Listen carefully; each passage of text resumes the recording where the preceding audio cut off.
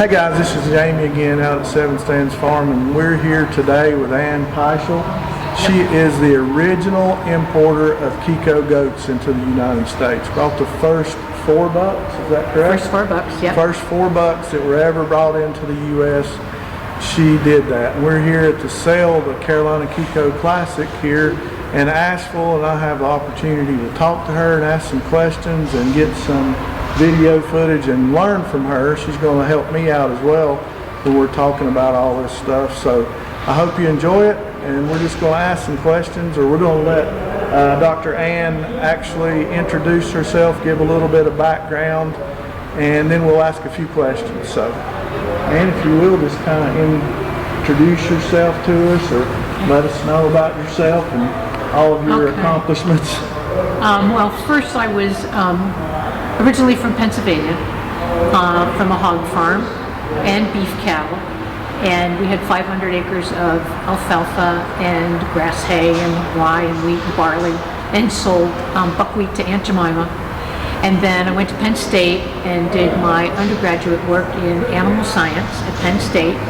Then I moved to South America and did my master's degree in poultry at the university, the Federal University in Santa Maria in Rio Grande do Sul. I also lived in Uruguay for 5 years on a sheep and cattle ranch. Came back to the United States, did my doctorate at Kansas State in range livestock nutrition. My first job was in Alaska.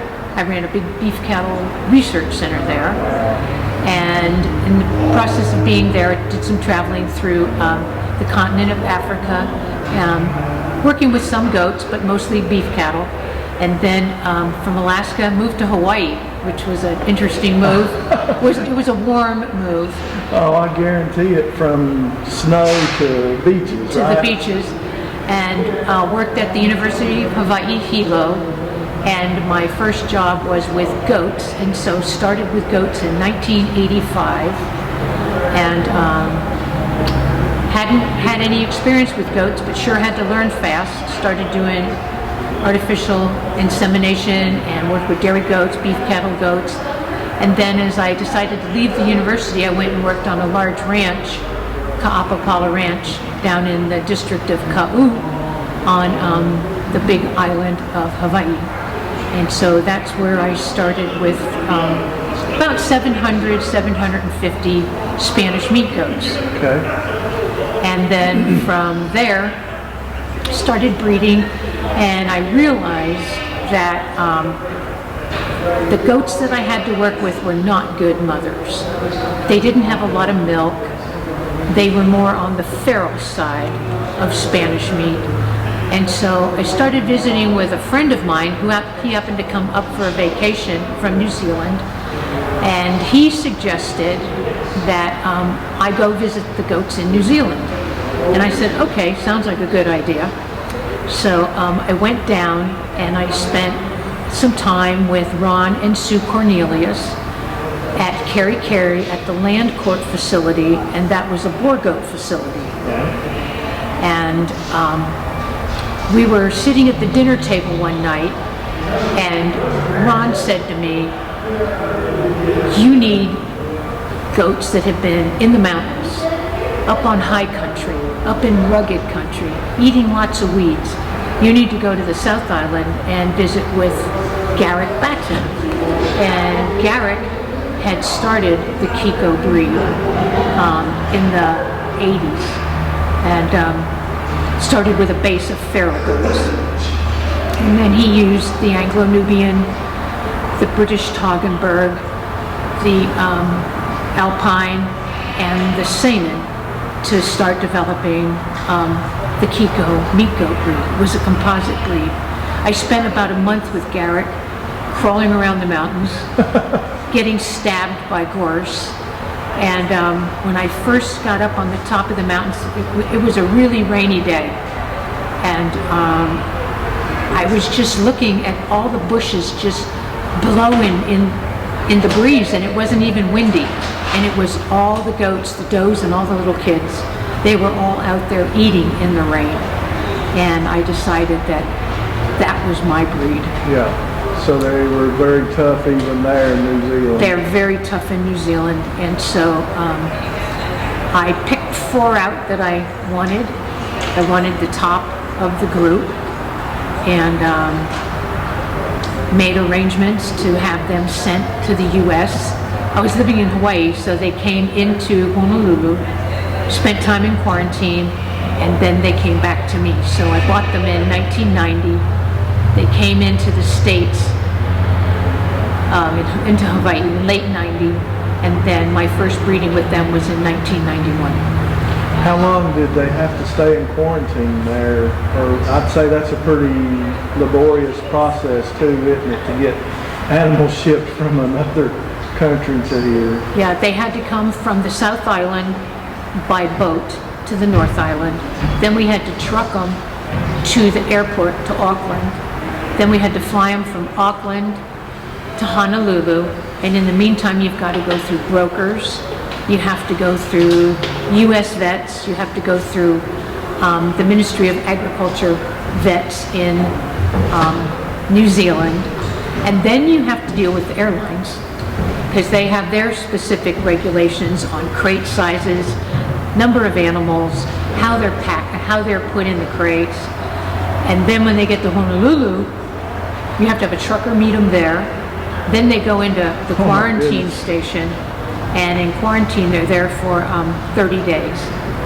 And that's pretty rough on them, because you're taking animals out of the mountains and you're putting them into the old army barracks on top of a hill. So it was pretty tough on those boys. So even the stress of that, they had to be pretty tough to survive just that first move just to get to the U.S. And then from quarantine, we had to truck them back down to the pier, because they had to go by barge to Kauai, which is the pier on the Big Island. Right. And I had to meet them there, truck them in my trailer to the ranch. So they did a lot of traveling for the first few months. Yep, they had a lot of mileage on them. Yes, absolutely. Yeah, they did. So, but it was all the money I had. I knew how much I had in my savings account, and I took it all out, and I had like $26 left, and that's all I had left from my savings. Oh my buying goodness. Those boys. So you really trusted the breed and the breeder, and you saw where they lived, so you really had to have some trust to invest that kind of money to get them here. And I don't even think I gambled. I just, when I saw those goats on top of that mountain eating that brush, I knew that they were the goats that would work for me. Right. Because that's all I ever wanted to do was land enhancement. Right. Land cleaning, brush eradication. That was my goal. And produce meat. Right. So, because where I lived in Hawaii on the Big Island, we had a lot of Filipinos. We had some Cambodians and some other nationalities, but my biggest population were Filipinos, and many of them didn't speak English. They spoke Spanish. Right. And so, Spanish or Hawaiian. And so, then they loved to eat goat. Right. So, me too. Yeah, me too. I enjoy it. Me too, yeah. And then we, like I was telling you earlier, just in a conversation, we do those farmers markets, and we've actually sold, about 4 goats worth of meat this year. And once you get somebody to try it, they actually come back and want more. They really like it. They do. Yeah. It's a very pleasant meat to eat. Very pleasant. Kind of a sweet flavor for me, or whatever. I guess is kind of the way I describe it, but really good. Yeah. My favorite is a deboned shoulder, and you stuff it with Minnesota wild rice. Oh my. Fuji apples, some oranges and English walnuts. Roll it back up and stick it in the oven and bake it. You find you have to do low and slow with yours too, Low and because slow, it's so lean, and if you cook it fast, it gets a little tough. But low and slow. Yeah, low and slow, but it's amazing. Well, that is crazy that you basically invested your life savings to get 4 goats here. But after you got those 4 goats, how many generations did it take you to change? We talked kind of about the change in the milk production and kid production. You were telling me how long it took, I guess, for that to change your herd. Yeah, breeding them to the Spanish goats for the first generation offspring. Yeah. Then when you bred those F1s, which would have been half Kiko, half Spanish, you breed them back to the Kiko. We had really good mums. They were excellent mothers. We eliminated a lot of our foot problems. We had some internal parasite problems with the Spanish goats, but we slowly worked that through with culling. I was pretty notorious for culling. If it wasn't going to fit the program, it got culled. And so then as we started progressing with the F2s and 3s and 4s, the mothers they took over, and it was a lot less work for me. Made it enjoyable to keep goats, didn't it? And it was a pleasure to keep them. You could sit on top of the hill eating a ham and cheese on rye sandwich, and you could watch all the goats, and then you're looking down at the ocean going, this is okay. Yeah. And you're saying, thank goodness it all worked out, right? Yeah, it just all worked out. But yeah, if you have really healthy goats and good mums, and plus the milkability of those does increased so much, and the colostrum, our colostrum was a lot, it was thicker. It had a lot more immunoglobulins in it. We used to use I still do. I use the Washington State University lab to do a lot of testing. And it just turned out that the kids were just so much healthy. They were just so much more healthy. So you brought those 4 bucks in, and you started with around, you said 700 or so Spanish. You did some really hard culling. When you kind of reached your peak in Hawaii, how many goats of those Kiko crosses and Kikos did you have there? I had about 1,500. Oh my. And what was your purpose for them there on the island? On the ranch I was on, it was really brushy. And so we used them to clean a lot of the brush out. One of the real interesting parts of cleaning brush out, there were a lot of guava bushes, and the goats loved the guavas. But the thing about cleaning out the brush is it made the guavas easier to pick. And so I'd let the community, the Filipino community, would come in and they'd pick all the guavas because the goats opened it up. And then we'd put the goats out, and they were upset because there weren't any guavas to eat. But we were happy because the Filipinos would make us guava juice. Oh yeah, I bet that was. It was good and fresh. But we did a lot of and cleaning up bananas in old sugarcane fields. There was and one of my major projects was working for a man who did lemons and limes. We did a lot of cleaning in some of the old orchards that had been planted 50 and 60 years ago, and got all those old trees back into production. And we worked in some macadamia nuts, and we did papayas. Wow. So it was a lot of fun. So it was a lot of fun, and it actually had a tremendous amount of use for them. They were very heavily used, and we sold a lot of meat. So it had a dual purpose. They were dual purpose, and that was my goal. So how long did you stay in Hawaii? 12 years. 12 years. So when you left there, where did you go to? We talked a little bit. Moved to Northern California in the foothills of the Sierra Nevadas. Okay. So how many goats did you bring with you from? 450 does, the 4 bucks, about 6 border collies, some guard dogs, a couple of cats. So those 4 bucks, you were there 12 years, were still producing. How old were they when they came to? When they came to California, well, I got them in 90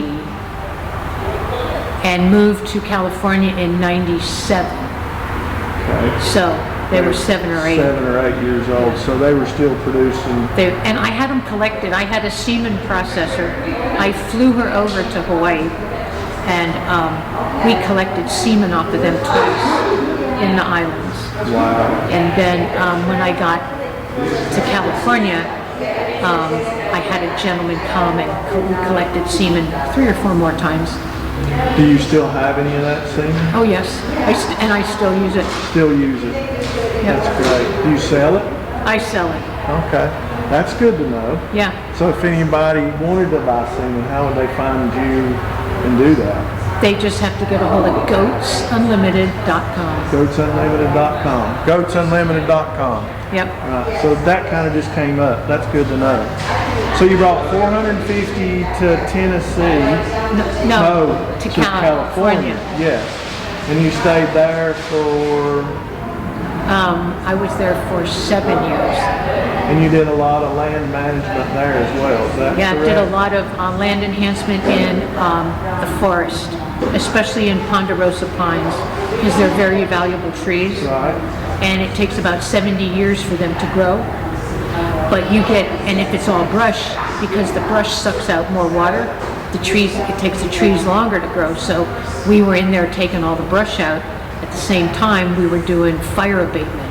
I was going to say, I thought I read that you were involved in the fire prevention kind of. Did a lot of fire prevention so that the company could do, and it was a company called Soper Wheeler. They were great to work with, and they could do prescribed fires, and it was great working in the trees. I really enjoyed working in the pines. And you were able to get to places I assume that equipment couldn't get to and do fire prevention. It was a natural way to get there, and the goats didn't mind. The goats didn't mind. We could get them partway on some of the old log roads, but then we'd have to unload them, use the border collies, and kind of, we'd herd them or muster them down to where we were going to work. And the timber company, would basically tell me, well, I want you here or I want you there. And they knew what could possibly burn or how they wanted their trees protected. And you went with 400 goats and your bucks. What did you grow your herd to there? We got up to 2 weather mobs of 750 wethers each. Well, one was 700 and one was 750. Wow. Weather mobs. And the nice thing about the Kiko wethers is they'll get up to 225, 230 pounds. They can eat between 8 and 10% of their body weight. And so they're just like little bulldozers, just eating their way through this understory of sweet birch and manzanita. And we also use them out on some of the range areas because, California has a lot of yellow star thistle. And they just devoured that.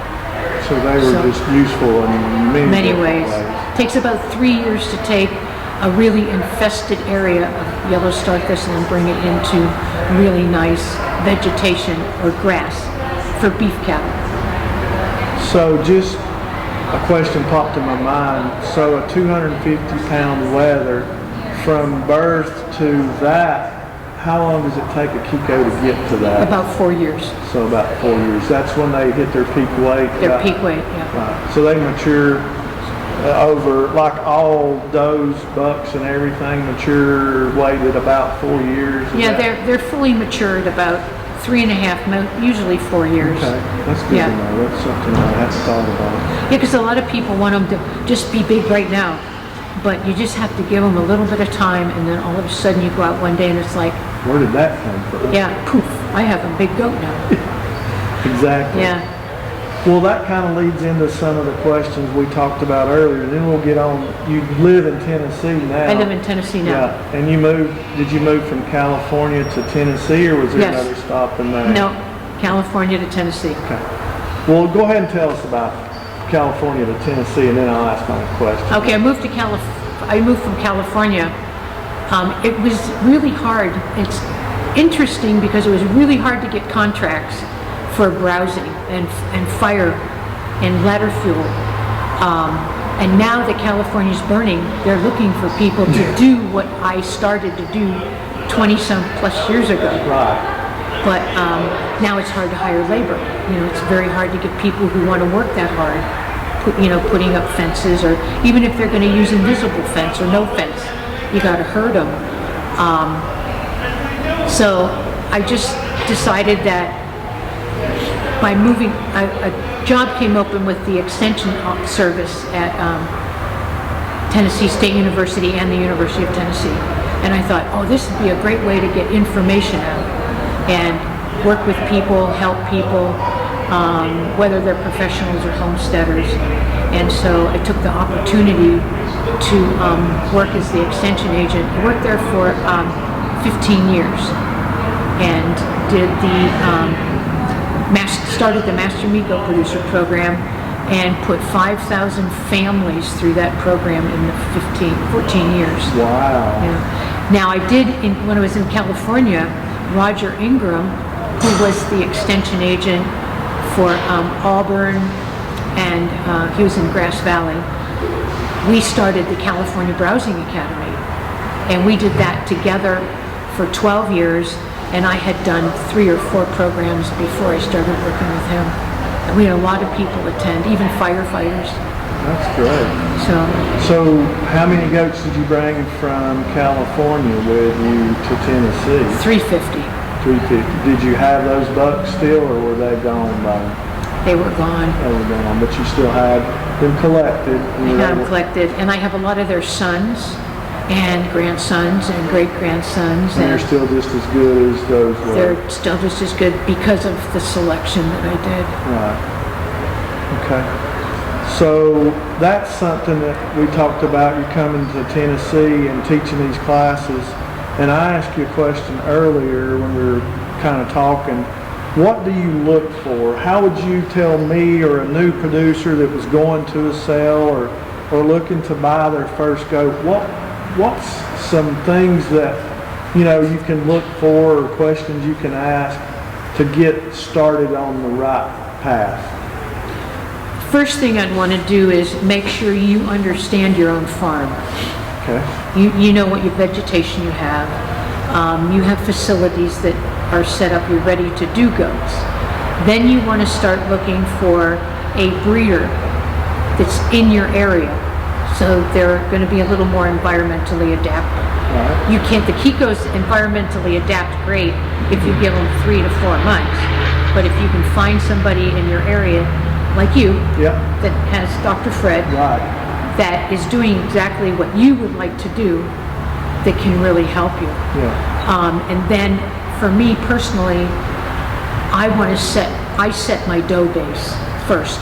When I look out across the pasture, I want every doe to look exactly the same. I want them to be really nice udders, nice small compact udders with 2 teats. I want them to have a great Springer rib. And the reason on the Springer rib is they've got to travel a lot of country. They've got to have a big barrel to get a lot of vegetation in, which is a lot of roughage. Right. And then you're going to try and get them to have twins. Right. So they have to have that body capacity. So to hold all that, they got to have great feet and legs. So I like goats with big feet, wide toes. Reason on the wide toes is they're less likely to get foot rot because you won't get compaction in those feet. Okay. I like them, I don't want them with a long face. I want them with a shorter muzzle, but wide, so that when they open their mouth, they can just inhale vegetation. And they've got to be good mums. They have to have 2 kids. They have to take care of their kids, and they've got to wean their kids. And if they don't meet those criteria, they get cold. No second They're meat. Yeah, they go for meat. I meat all my does because I don't want, if I don't like them and they're not performing like they should, I don't want someone else to buy them. Makes sense. So they all go to meat processing. Okay. Do you register still all yours, or you run commercial and registered, or is everything registered? Everything's registered. It hits the ground. Usually I register them at weaning. That gives me a chance. I can call out any females that I know won't fit my criteria. They get called. And then I'll register those young doelings. And on the wethers, or the bucklings, I usually look at them pretty close at about 8 weeks. And anything that I don't think is going to make a better buck than what I have, then I neuter them, I castrate them. Right. Okay. And a lot of my castrations, starting last year now, they're going out to private people who are doing land cleaning. Okay. Yeah, I was just selling them to, you know, different ethnic groups, mostly Jamaicans. I have a big Jamaican market. I was selling them to a Jamaican buyer, and now people want them for land cleaning. They're, you know, Figured out that they're very useful. very for that. useful. So you're making decisions at about 8 weeks on whether they're going to be really good or better, or as good or better than bucks you have. Is that just from experience, Yes. or is there something that you could say, you know, how you need to look at this, or is it just years of looking at Years it? of looking at them and making mistakes. And we all will do We that. all make mistakes, and I still do. I call them sleepers. You know, you just look at some little guy and you go, you know, there just might be something hidden in there. And sometimes you're right on, and sometimes it's like lunch. Yeah, absolutely. You know, I have some meat in my freezer, but yeah.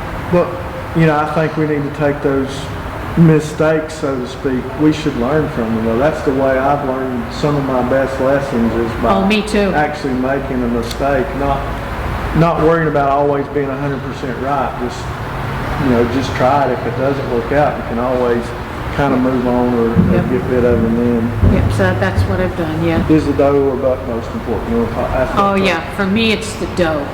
So, Yeah, I set my dough base first. so you're saying the doe is the most important for you and your herd? For me and my herd, yes. Right. And that you're looking for mother ability, milk, and all that size that you talked about. Body capacity, springer rib, great feet, beautiful udders. You know, the other thing is once they wean their kids, I want those udders to just dry up and be really compact. Right. How do you dry them up quick? One of the things you do is you take them just 3 weeks before you want to wean the kids, and you put them on dead vegetation, and they'll start dropping off in production. So then you don't have mastitis problems and stuff. You don't have too. mastitis or any problems like that. But you got to watch, because when I pull mine and put them on poor vegetation, what I have is I have a really nice fence line, and on the other side, the kids can creep through and they can go eat whatever they want. There's blackberries or, you know, other kinds of shrubs over there. There's goldenrod. Right now they're on eating ironweed and lamb's quarters and, Yeah. you know, all that stuff.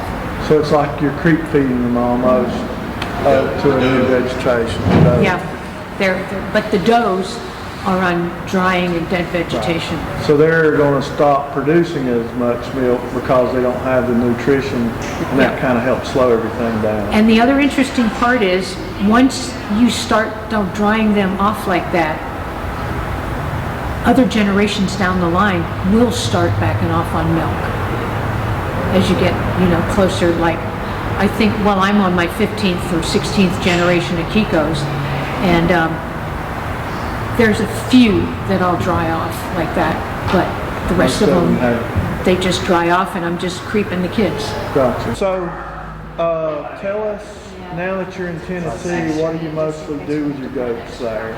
Okay, I do some hay fields, because if the goats eat the weeds out of the hay fields early in the spring, then you can get more for your hay, because horse people don't like weeds. So there is a value to the hay from weed free. I also do a lot of hedging. You know, in Tennessee we've got all these, you know, the old farmers, they just put their fences through a tree line, and now you've got all these old tree lines that are eking out into these fields. Yeah. So I just take my bush hog and go around and fence it, and then we go in and clean out all the hedges, and then they can eat that. I do a lot of areas where I have a lady friend in real estate, and she'll call me up and say, how about a cleaning job? And it's like, okay. I do a lot of blackberries. You know, So you're still in land management. That's kind of where your passion's at. that's my passion, yeah. I wanted to get back into the business like I was in California, but labor is so hard to find. And so I just decided to do my neighborhood. So I sold both of my big double deck trailers, my 24-footer and my 20-footer, and I said, can't do it anymore. But if I can walk the goats 3 or 4 miles and just help a neighbor out, then I'll go do it. Yeah. So how many goats do you have right now? 200. 200. Do you sell like stock to people, or do you just do you sell goats to people? Or? Yeah, I sell a lot of young doelings that are 6 or 7 months old. Okay. Yeah, but you got to get on my list. I'm starting on 2024 right now. Oh, I'm sure, absolutely. I'm sure it's not that you can just go this month and buy No, one. you just can't come by. Absolutely. A lot of people want to buy does, but I can't part with them. I don't blame you. If they're having twins, I do have a gentleman that I have an old doe mob, and I'll put them in the old doe mob, and if they have a single, then I call him up and say, I have an old doe for you. And then he calls me back 3 or 4 years later and says, I still got those old goats. But, you know, when you're really, you know, looking for production and they just kind of fall back, you know. Right. Because I don't breed them until they're 2 years, or I breed them to kid at 2. I don't like to breed anything real young. So you always wait till like a year and a half almost? Well, they're a year and a half old, and then they'll kid at 2. Their mental capacity is there. They're better mothers. Their milkability is great. Okay. Well, thank you so much for taking time to talk with me. I really appreciate it. This is our first time we've met. Yep. And thanks to Dr. Fred Brown for putting this together. That's really amazing. We can always depend on Dr. Fred. We can always depend on Dr. Fred. Yeah. We owe him gratitude. Yes, absolutely. He's been a tremendous help to me. He's a really good mentor. Yep. Me too. And to show me the way. And there's so much that I know that we could talk about for hours, but I know you want to get back out. But thanks again. We can do another session sometime. Yeah, I'd love that. Yeah, that would be great. Do something maybe on your fencing, or I know you do livestock guardian dogs and everything. So maybe another time we can do that. Yeah, we can do dogs. Yeah. Yeah, that'd be awesome. Well, is there anything you'd like to say that I forgot? Anything you? I just want to thank you. Well. And just tell folks that if they want to get a hold of me, they can get goatsunlimited@gmail.com. That's what I was going to say. goatsunlimited@gmail.com. You want my phone number?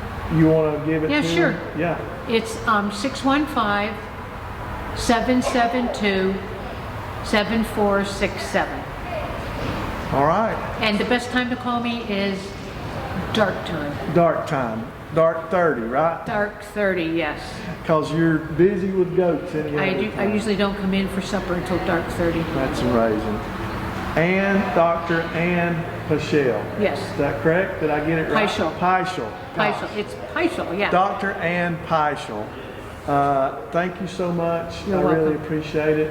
Guys, I hope you enjoyed this video as much as I've enjoyed sitting and talking with Dr. An. As always, we'll do it all again tomorrow. And thank you.